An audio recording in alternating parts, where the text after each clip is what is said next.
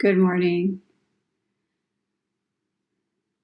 We've been talking about the Soto Zen Buddhist precepts over the last few weeks, and I want to continue in that vein. Today I want to talk about the precept, I vow not to speak about the faults of others. And I also want to speak about the bandit turned monk, Angulimala. So, I vow not to speak about the faults of others. This is a really challenging precept and also very rich. And of course, like all the rest of the precepts, very interconnected with the others. So this precept, I vow not to speak about the faults of others, sometimes is used as this big blanket that people put on any speech about anything that's not okay. And I want to hopefully today bring us to a point where we understand when to speak up, even about things that are uncomfortable, and what it is to speak about the faults of others, and what not to do in that realm. So it doesn't mean necessarily not speaking up when we see harm or wrongdoing, but we have to do so in a way that is intended to help and not harm. And that can be tricky. So like I said, this is related to some of the other precepts, which we'll be talking about in the next few weeks. The precept of I vow not to put myself up and put others down.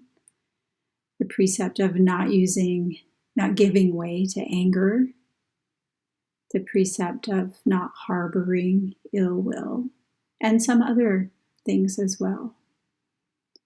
So let's start with Angulimala. Who is Angulimala? So Angulimala was a person initially during the time when the Buddha was teaching that the Buddha met. And how did the Buddha meet Angulimala? Well, Angulimala was kind of famous and not really for such a good thing.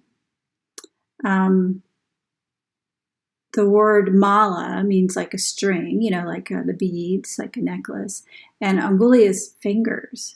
So Angulimala was a pretty vicious, maybe I'll take out the word pretty, was a really vicious bandit who was known for robbing and killing people, and became famous throughout the area because he would rob, kill people, and then make a necklace out of their fingers, which is pretty horrifying to think about.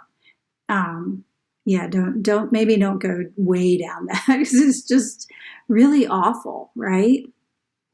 So let's learn a little bit about Angulimala. This is from Bhikku Nanamoli's Life of the Buddha. There's also a nice Life of the Buddha by Thanissaro Bhikkhu as well, which is pretty similar to this one, but with a little more stuff in it. Okay.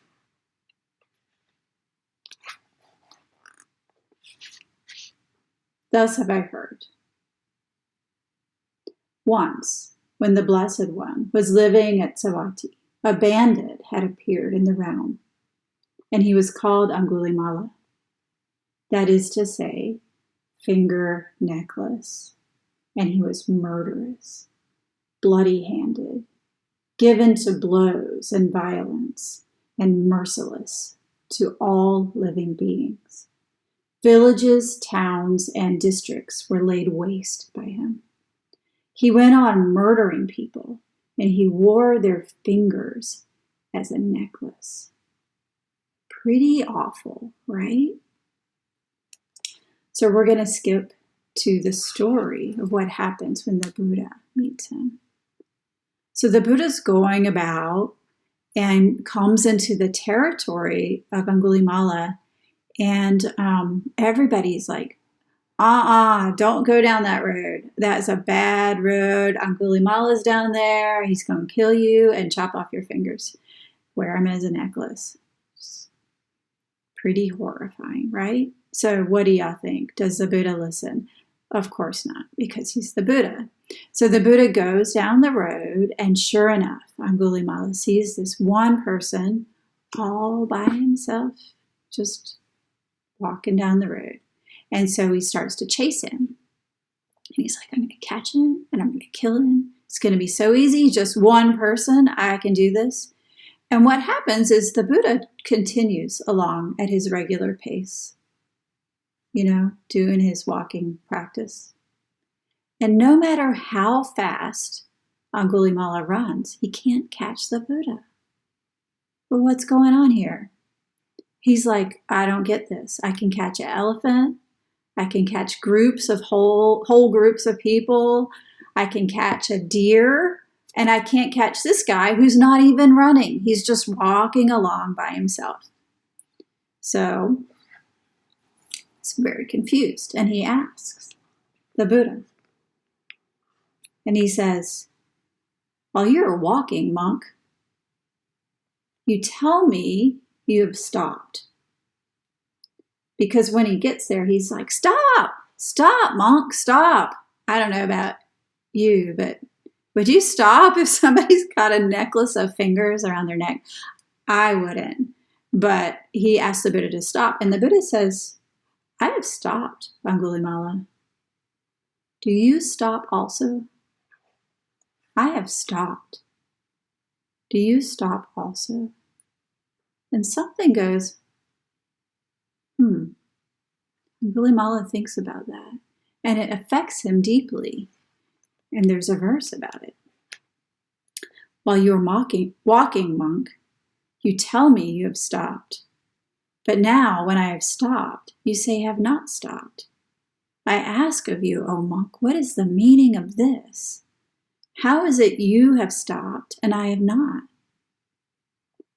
And the Buddha says, Angulimala, I have stopped forever, forswearing violence to all living beings, but you have no restraint toward anything.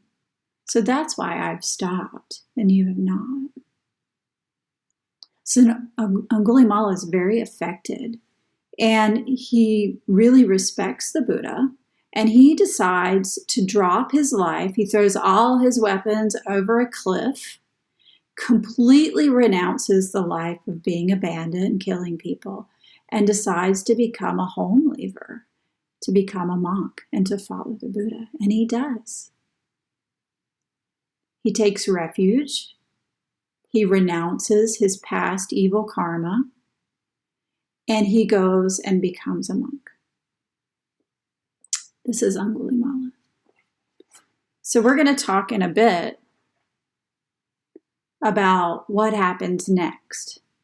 Somebody has done something pretty bad. They've renounced it. They've taken refuge again, and they're trying their best to live an ethical life. So then what happens? So let's go back to I vow not to speak about the faults of others. In this case, Angulimala clearly did something. So is saying Angulimala murdered people, is that going against this precept? And I would argue that it's not. Because if you remember the principles of right speech, the first one is it true? Yeah, that's true. He murdered people. Nobody's contesting that. Does that make him a murderer forever? Good question. Because when we're speaking about people's faults, a fault is more of a characteristic or an attribute that we either assign to people or are simply part of who we are. They're not really things based in a specific time and place. And all of us have faults, at least according to the judgment of ourselves and others. But another way of saying that is all of us have our stuff. We all have what we need to work on. We all have what we were born into this world with. And we all have different characteristics. Some of us are tall. Some of us are large. Some of us are prone to flares of anger. Some of us are averse to any disagreements. This is what we have to work with. And this is another way of saying this is our karma. We can name that ourselves. Do we need others to speak about our faults? Does that help us? Maybe, if we're not seeing them ourselves. This is what the Sangha offers to us. Remember when I was talking about accountability? I talked about the role of Sangha. Accountability is based on our shared agreements with each other as Buddhist practitioners. It's the refuge that we take. And the refuge that we take together, this agreement for how we're going to be in the world together, is something that we can rely on when we have difficulty. Refuge is an offering to us. It's not just something that other people use towards us. It's a safety that we have in the whole community coming together to care for us.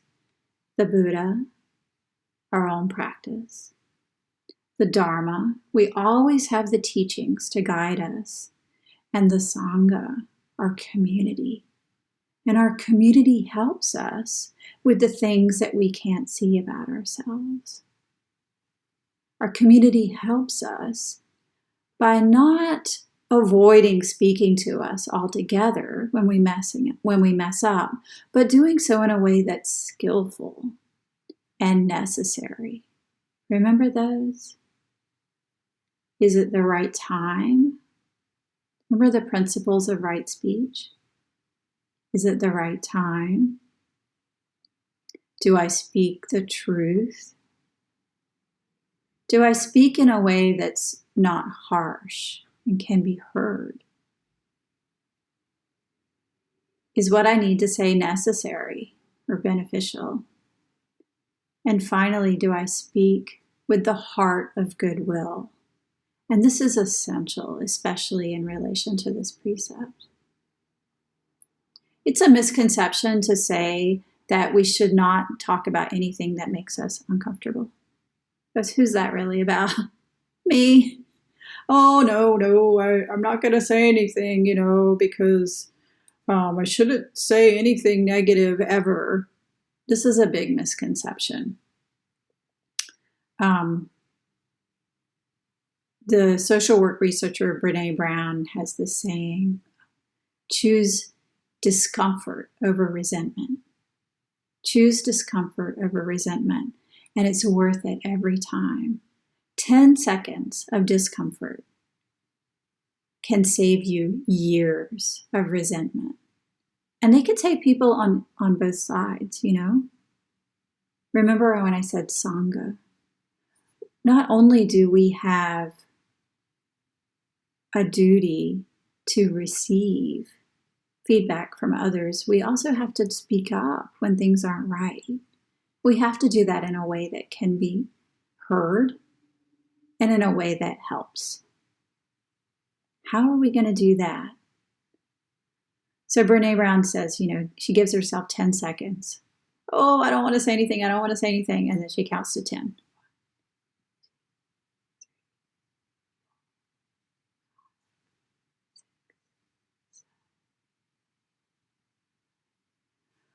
I'm wondering if we could talk about this.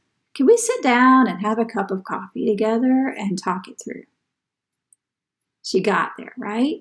All of that, I can't do it. I can't do it. What if you don't like me? What if you're angry at me?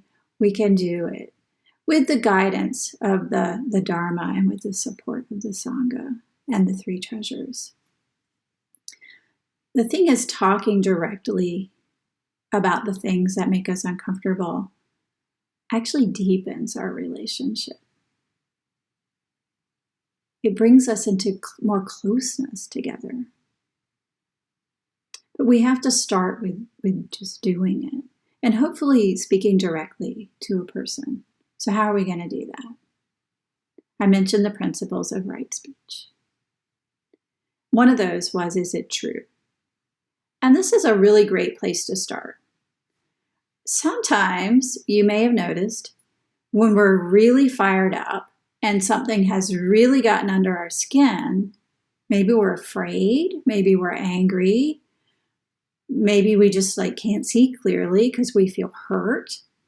We don't exactly present things in a way that could objectively be called true. Our story tends to preference ourselves. So that's the first step. Is it true? See if you can take out all the extra and come to a story that is genuinely true, simply. And it may take a little time, but don't take too much time. Take a day or so. You could try writing it down. You could try bouncing it off of a neutral third person, somebody who's going to call you out. I don't know, Tenku, that part where you said, that you were just, walking along, in samadhi, minding your own business. What were you doing in that woman's office? I don't know, I'm making that up, but they can help point out something to you. So is it true? That's where we start. And when we're being honest about the truth, we also have to look at ourselves. Because the fact that when somebody else does something that's egregious, even as egregious as Angulimala did, it doesn't excuse us from our own behaviors. We are still accountable to the precepts ourselves. So if somebody else does something really bad, that doesn't negate our own responsibility. This is something I've talked about with the right use of power training. That both parties come to a situation with 100% responsibility for showing up. And then the person who has more power gets a bonus of an extra 50% responsibility. So while that bonus may put the responsibility for initiating the conversation on the person in power, it also doesn't excuse the person with less power. We have to show up, recognize our own stuff, and then find a way to do it. And if it's especially somebody in a lot more power, we may need some help. And fortunately, because we're in Sangha together, we're in community, and we have agreements for how we want to be together in terms of shared, responsibility, shared accountability to each other, then we have people we can go to for help. And we can trust that they will act in accord with the teachings of the Buddha and with our expectations as a community. It's possible. It's possible. It takes some bravery. But we don't have to do it by ourselves. A few things to look out for. Our motivation in bringing something up. What are our motivations?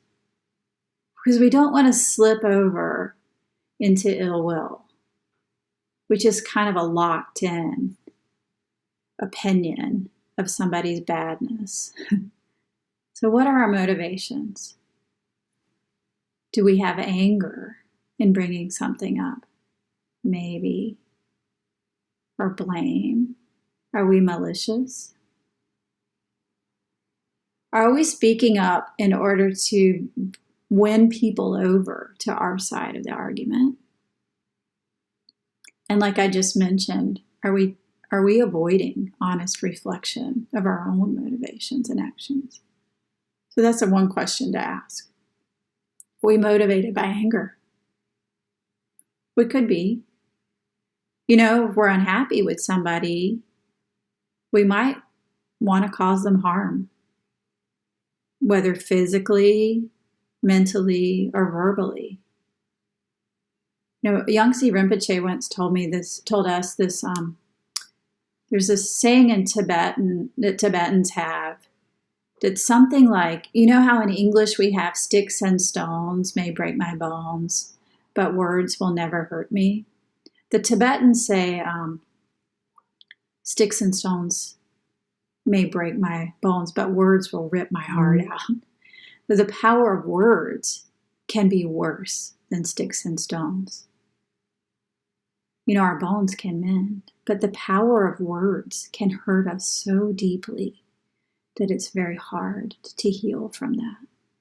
We must be very careful with our words and with our motivations. If our motivation is out of anger, then it's really hard to see what good will come out of it. So let's avoid that. You know, if we're angry, that's okay. We can be angry. But then let's step back and look at our motivation and make sure that we're in line with how we want to speak to each other. Other motivations could be jealousy, or to make ourselves look a little better. You know, sort of take the attention off of that thing I did by putting it on somebody else. Or we could, get into this slight, microaggressions, like psychoanalyzing people. Oh, that person, I know I shouldn't say this, but I'm sure that they have, that they have bipolar disorder. Right? What are we doing there? Don't you agree with me that I'm better than them? And that person who caused me some trouble, something's really wrong with them. What have I done here? I've just put them down. I've created a fault. And I've created a story that I don't even know is true. Who am I to say? So, how does this unfold?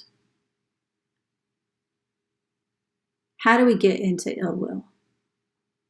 First of all, we have an aversion. We're mad about something. Second, we start feeling like the harm that person caused us is completely unbearable. We can't take it. That person hurt me so much that I can't take it anymore. And then we can't let it go, right? It just gets in, and we start thinking about it over and over and over. And them, that person over there, they are really bad and they're really wrong. And then what comes in? We want to retaliate. We're going to get back at them. And pretty soon we're locked in to ill will. Just like that, it can happen. So let's go back to Angulimala. What happens next? Well, he's a monk now. He's renounced all of his past evil karma, and he's trying his best, really following the teachings of the Buddha and, living the life of a home leaver. Well, one day, the king comes to the Buddha, and he's pretty alarmed.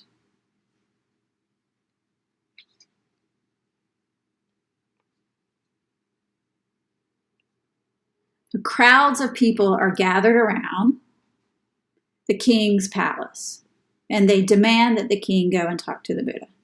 So he does. And the Buddha is like, what is wrong? Are you okay? Has somebody tried to start a war against you? Oh my goodness, sit down, tell me what's going on. And the king says, it's not that, Lord. A bandit has appeared in my realm. He goes on murdering people, and he wears their fingers as a necklace. I shall never succeed in putting him down, Lord. And the Buddha said, well, king, if you saw that Angulimala had shaved off his hair and his beard that he was abstaining from killing and stealing, and he was eating only one half of the day and living a holy life, virtuous, with goodness in his ideal. What would you do to him? And the king says, well, we would honor him, of course. And the Buddha said, great, because there he is, right there, sitting next to me. So what do you think happened? Well, I mean, of course they were surprised. But the truth is, the king was really afraid. And isn't that human? I mean, would you be afraid if you saw some guy that maybe murdered your mother, hanging out over there with the Buddha? I would be. It's a very natural human response.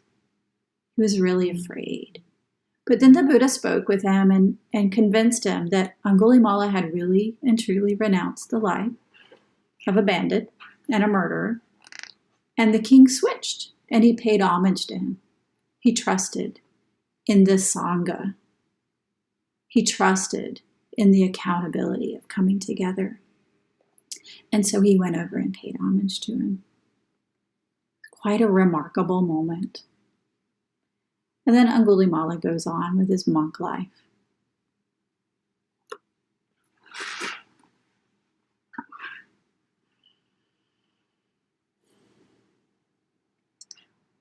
There's a big danger in getting locked in to our stories of who somebody is. And in this case, speaking about the faults of others would be getting locked in to Angulimala is a murderer.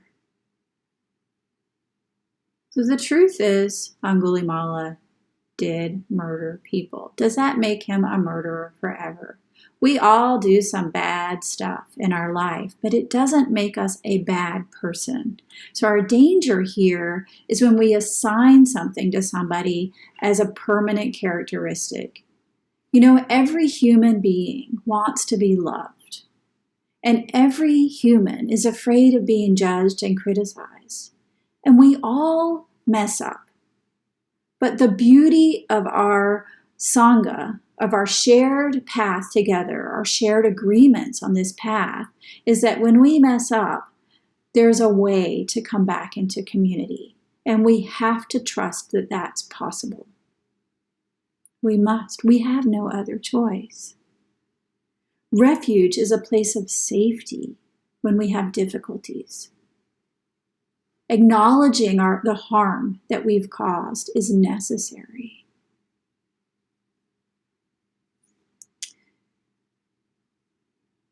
Brene Brown also talks about the dangers of dehumanization, and I want to really mention that here. Dehumanization is a cheap way out. When we dehumanize somebody, when we start to push them over there, what they've done is so bad that we don't even want to use their name. That woman, that guy, or maybe we make up nicknames for them. Oh, Cheeto. Oh my goodness. That blah, blah, blah. That her in that place. When we do this, we are in a big danger zone. We're in a big danger zone. Why? Dehumanizing somebody creates and solidifies the image of them as enemy. It pulls us into a dichotomy of good and evil. Of course, we are always on the side of good, and they are always on the side of evil. And when we're pulled apart like this, we lose our essential interconnectedness, which is essential for our own awakening.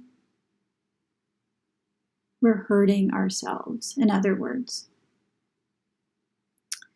Dehumanization leads not to more harmony, but actually to more violence. It leads to more militant leadership.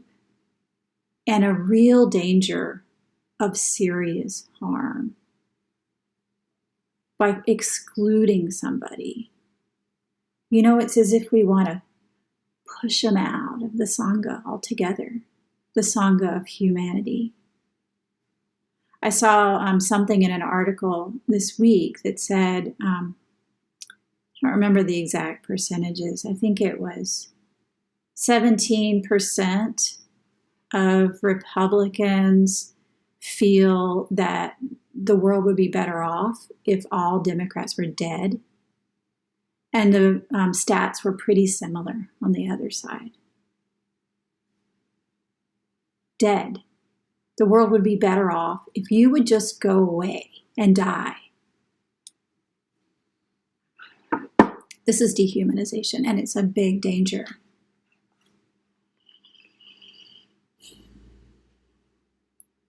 One day, the Venerable Angulimala dressed, and taking his robe and his bowl, went in Savatthi for alms.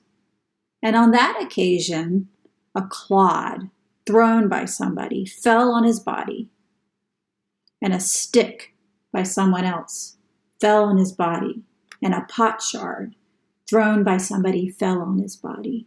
And then with head broken, with blood flowing, with his bowl in pieces and his outer robe of patches torn, he went to the Blessed One.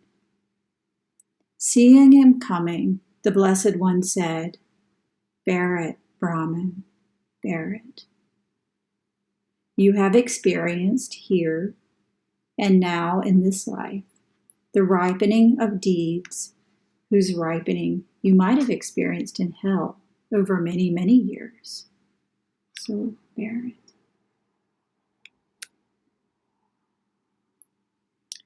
The verse says, "With the name finger necklace, see now the refuge I have found, which leads to rebirth no more. Whilst I did many deeds that promised birth in unhappy destinations, yet their result has reached me now, and so I eat no more in debt. And so I welcome that choice of mine. Let it stand. It was not ill-made. The best I know in this alone of all teachings the world has known. And so I welcome that choice of mine."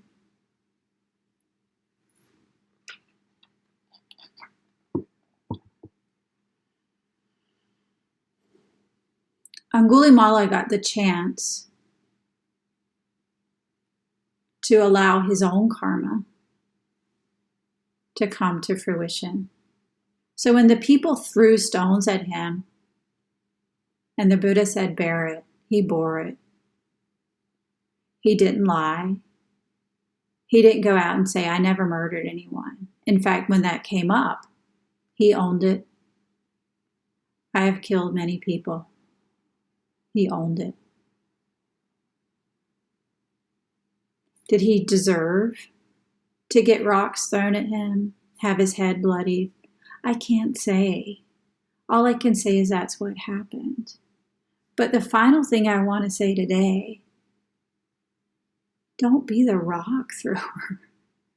Because Angulimala got the chance to let go of his own karma. But if you pick up that rock and throw it at him, bloody his head, tear his robes, that karma's on you. You just bought yourself some negativity. Don't engage. This is how we get through. You know, somebody hurts us. Let's talk to them. Talk to somebody safe.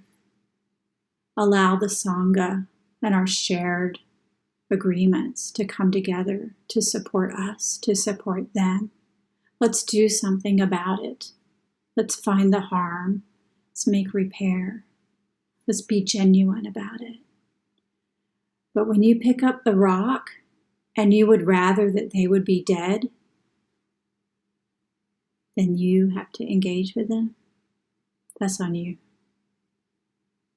Now who's the one who's going to live for lifetimes in the hell realms? Don't do it. Don't take the bait.